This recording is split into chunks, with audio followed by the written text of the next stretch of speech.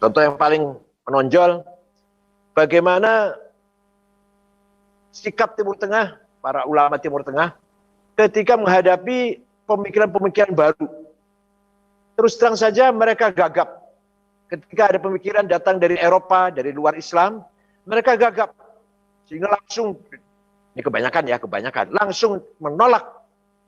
Tolaklah dengan penolakan keras.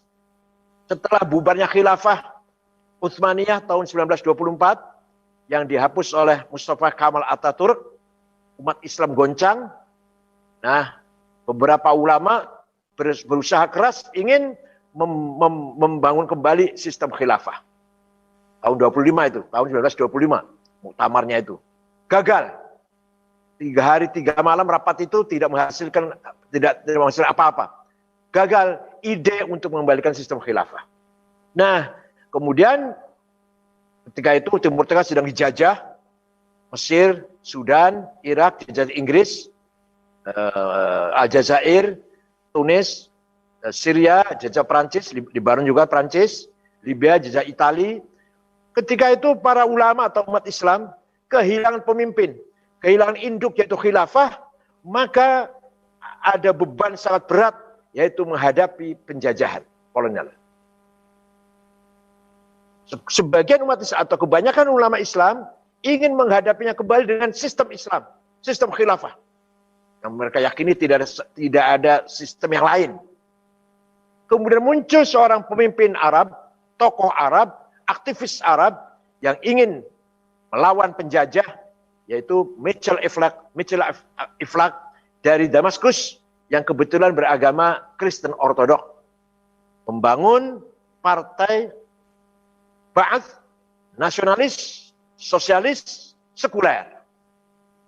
Nasionalisme yang dibawa oleh Michel Aflaq memang itu nasionalisme yang mengambil dari konsep nasionalisme Ernest Renan yang dari Prancis, yang ditulis buku What's a Nation tahun 1895.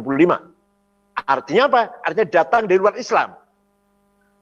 Kemudian Michel Aflaq mengkader pemuda-pemuda Arab dari Irak, contohnya Hasan Bakar. Nanti akan diteruskan oleh anak buahnya Saddam Hussein, Ibrahim Hamudi, Toha Yasir Ramadan, Tariq Aziz. Dari Syria, Hafid Assad, Said Muallim As-Sayyid, Abdul Halim Khaddam, dan lain-lain. Dari Mesir, Sa'ad Zaghlul, Muhammad Najib, Jamal Nasir, Anwar Sadat. Dari Sudan, Ja'far Umeri. Dari Aljazair, Bin Bella, Syed bin Jadid, Boudiaf. Dari Tunis, Habib Bourguiba. Dari Libya, Abdul Salam Jalud. Itu semua adalah aktivis-aktivis Ba'ath, nasionalis, sosialis, sekuler. Di sisi lain, ada ulama yang ingin mengembalikan sistem khilafah, ingin menghidupkan kembali kebangkitan Islam dengan cara Islam, yaitu Ikhwanul Muslimun. Pertama didirikan oleh seorang ulama yang mutawassit, moderat, yaitu Hasan al-Banna. Suatu ketika aktivis Ikhwan membunuh Perdana Menteri Mesir. Namanya An-Najrasi, Perdana Menteri itu. Hasan Banna marah bahwa bukan ini cara berjuang. Bangkit Islam bukan ini yang saya maksud dengan kebangkitan Islam. Bukan cara membunuh dengan kekerasan itu. Hasan Banna, kamu membunuh Najrasi itu sebenarnya membunuh saya pada hakikatnya.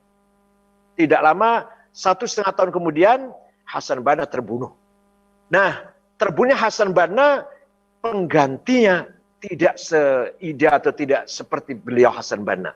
Penggantinya adalah Said Qutb, seorang jurnalis dari Cairo University, bukan dari Al-Azhar, bukan ulama Al-Azhar, tapi jurnalis yang alim sih, berilmu, alim, dengan banyak sekali tulisan-tulisannya, tafsir yang terkenal, fi dhilal Quran yang terkenal. Beliau menulis buku namanya Ma'alim fit Thariq, yang banyak dikaji di kelompok-kelompok studi di Tarbiyah, perguruan tinggi Indonesia di sini. Isinya antara lain ringkasnya, bahwa semua ide yang datang dari luar Islam, ideologi apapun namanya, termasuk dalam kelompok jahiliyah. Jadi semua yang bukan Islami, yang datang di luar lah katakan, itu jahiliyah. Komunisme jahiliyah, kapitalisme jahiliyah, sosialisme jahiliyah, liberalisme jahiliyah, nasionalisme jahiliyah. Nasionalisme itu jahiliyah menurut Said Qutb. Ini, jadi sayangnya Ikhwan Muslimun dalam perjuangannya yang dibangun ide itu oleh Hasan Banna, kebangkitan umat Islam, ternyata mengarah kepada radikalisme setelah dipimpin oleh pengganti itu Said Qutb. Alhamdulillah di NU tidak seperti itu. Siapapun ketua umumnya, siapapun Rais Amnya, berganti-ganti sejak berdiri sampai sekarang dan insya Allah seterusnya tidak akan bergeser dari tawassut, tawazun dan i'tidal dan tasabuh. Nah, ringkas cerita, terjadi konflik yang sangat seru antara pemerintah waktu zaman Nasir dengan Ikhwan Muslimun. Tahun 65, 6 tokoh ulama Ikhwan Muslimun digantung di Medan Tahrir, di Tahrir Square, Said Qutb, Ashmawi, Zaki Muhandis, Hasan Hudaybi, dan seterusnya. Terjadi kacauan luar biasa, Ikhwan Muslimun dibubarkan, tapi Ikhwan Muslimun pemikirannya tidak hilang. Diteruskan oleh kelompok yang lebih radikal lagi, namanya Jamaah Takfir wal Hijrah, yang mengkafirkan semua orang yang tidak sepaham dengan mereka.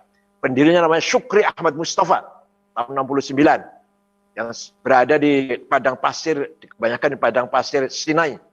2 tahun yang lalu ngebom jamaah Jumat di Rafah, 680 jamaah sholat Jumat mati semua, dibom oleh Jamaah Takfir wal Hijrah. Dan yang membunuh Presiden Anwar Sadat, tanggal 3 Oktober tahun 81, yang membunuh Menteri Agama, Menteri Auqaf, Husain Al-Dhahabi, yang punya kitab At-Tafsir wal Mufassirun itu. Inilah gambaran secara sekilas bagaimana konflik yang belum selesai antara aktivis agama, aktivis Islam dengan aktivis nasionalis. Jadi kalau kita bikin polarisasi, Said Qutb dan teman-temannya aktivis jihad Muslim, tapi tidak nasionalis. Saddam Hussein, Hafid Assad, Jamal Nasir, Gaddafi, Jafar Numeri, Habib Ghaibah, aktivis Islam, tapi tidak nasionalis.